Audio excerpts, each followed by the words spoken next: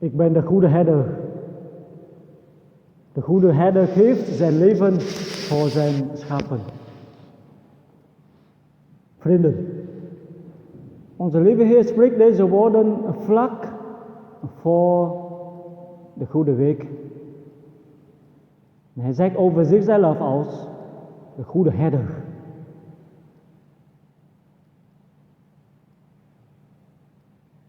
Wie is onze herder? Wie is onze herder? Het klinkt waarschijnlijk eenvoudig, lieve vrienden, en toch niet eenvoudig. Laten wij vandaag daarover met elkaar hebben. Wie is onze herder?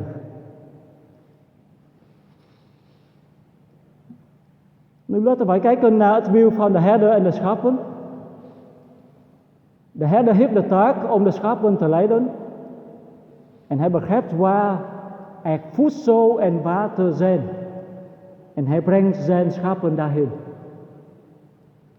Op het moment dat de schapen daarvan genieten, blijft hij over hen waken om hen te beschermen. Nu, de belangrijkste taak van de herder is om de schapen in vrede en geluk te laten leven. Is deze taak gemakkelijk? Niet. Omdat het komt voor dat er rovers ook de schapen kunnen aanvallen. En om de schapen te beschermen, moet de herder soms zijn leven voor hen geven. Dat doet onze lieve Heer op Goede Vrijdag aan het kruis. Dat is de reden dat hij zegt, ik ben de goede herder. En de goede herder geeft zijn leven voor zijn schapen.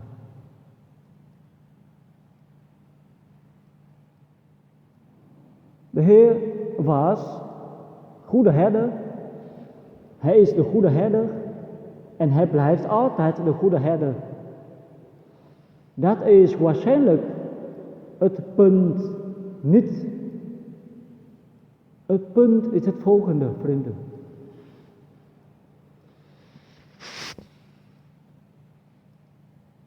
Is hij werkelijk onze herder?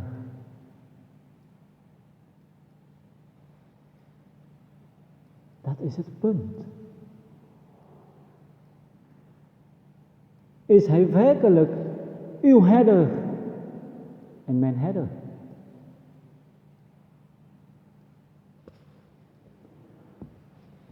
Hierop zouden sommigen van ons heel vroom kunnen zeggen, ja, de Heer is mijn herder, niets kom ik tekort. En weer anderen zouden kunnen zeggen, ik heb geen herder nodig.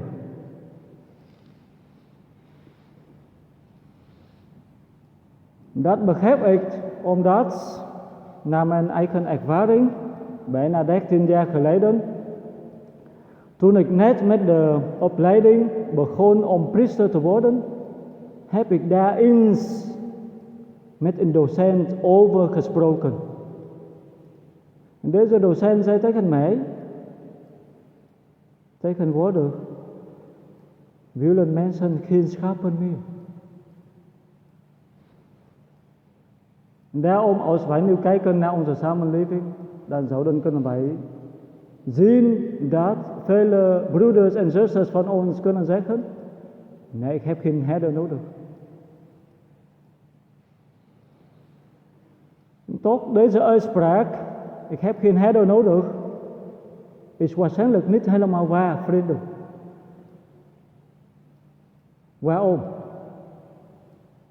Herder zijn betekent diegene of datgene die de richting in uw leven geeft en die u ondersteunt. En in die zin, herder zijn kan vergelijken worden met een zekere houvast. En de houvast in ons leven kan bijvoorbeeld iemand of iets zijn. Maar wij hebben die nodig in ons leven. En houvast in die zin is in zekere zin herder. Dus iedereen heeft bewust of heel vaak onbewust een herder bij zich. Alleen de praktijk laat ons ook zien dat er mensen zijn die met hun herder de groene weide hebben gevonden en daar een gelukkig en vreedzaam leven hebben.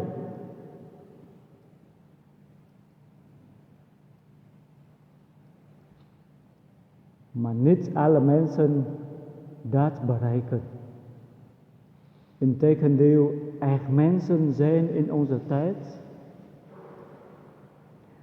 Dat er steeds meer mensen zijn in onze tijd die aan depressie en psychische problemen lijden. Heel veel. Terwijl zij ook een herder hebben. Waarom?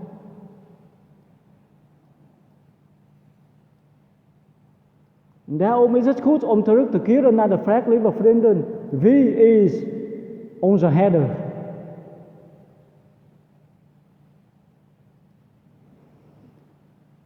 Nou, lieve vrienden, als wij kijken naar dit evangelie, dan zien wij dat onze lieve Heer niet de enige is in dit verhaal. Naast hem bestaat ook een andere figuur. En wie is dat? Dat is een zekere huurling. Het figuur van een zekere huurling.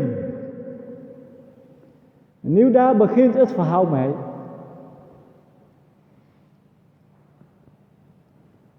Een huurling. Op het moment dat de Heer zegt, ik ben de goede herder, bestaat naast hem een andere herder.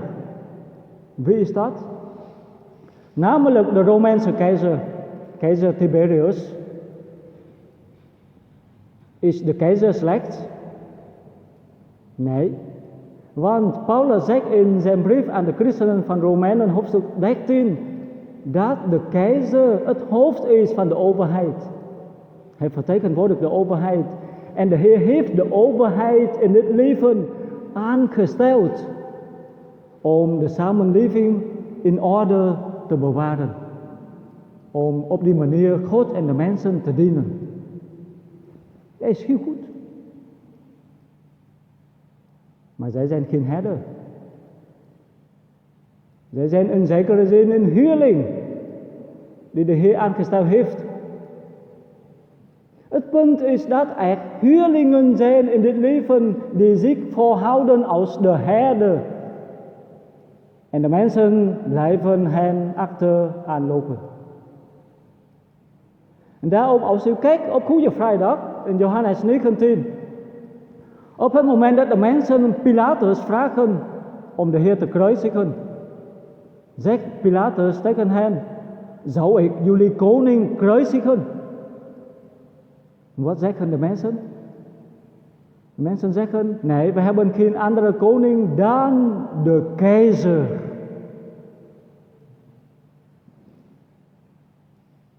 Mensen kiezen voor een huurling in plaats van de herder. En deze keizer maakt hen op dat moment tevreden door de Heer te kruisigen. Dat is het jaar 33. Maar niet lang daarna, in het jaar 70, is ook de Romeinse keizer diegene die heeft Jeruzalem helemaal laten vernietigen.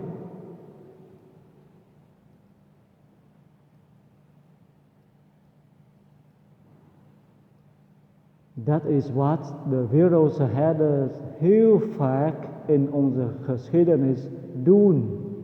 En opvallend is dat er mensen zijn die hen aanlopen. En wie is de herder in onze tijd, lieve vrienden? Wie is de herder nu? Lieve vrienden, ik vraag u om even terug te keren naar het jaar 1961. Enkele van u hebben dat zeker meegemaakt. Laten we kijken naar dat jaar en wij met een figuur. Namelijk de cosmonaut van Rusland. Yuri Gagarin. Ja? Yuri Gagarin. Hebt u deze naam gehoord?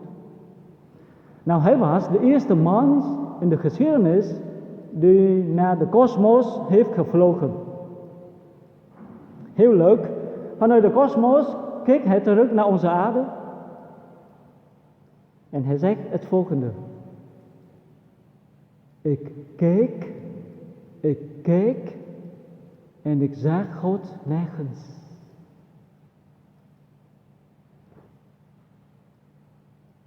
Ik keek en ik zag God nergens. Nou, deze uitspraak in zekere zin is een samenvatting van de herder in onze tijd. Deze herder wordt ondersteund door de revolutie van wetenschap, technologie en economie. Zijn deze dingen slecht? Nee, helemaal niet. Deze dingen zijn door de Heer in zekere zin aangesteld om ons te dienen. Zij kunnen ons leven mooier maken. Maar zij zijn geen herder. Zij zijn huurling. Het punt is dat wij maken deze tot onze herder. En daarom, ik kijk en ik zie God nergens. Ik zie alleen mijn wetenschappelijke, technologische en economische verdiensten. Deze dingen, lieve vrienden, kunnen ons verstand waarschijnlijk groter maken, maar ons hart wordt daar heel vaak niet warm van. Zij kunnen onze kennis groter maken,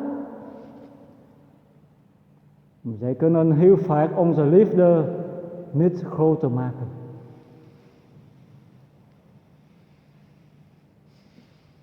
In plaats van ons vrijer te maken, worden vele mensen van ons daardoor onvrij en verslaafd van.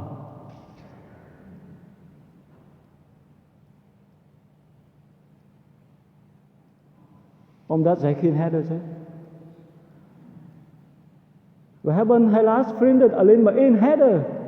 En deze herder is degene waarover Petrus zegt vandaag in de eerste lezing.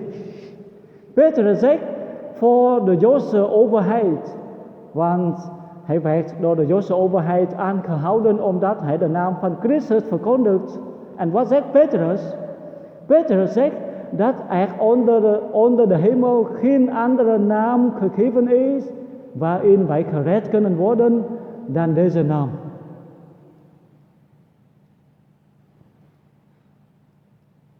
Ik ben de goede herder. En de goede herder geeft zijn leven voor zijn schapen.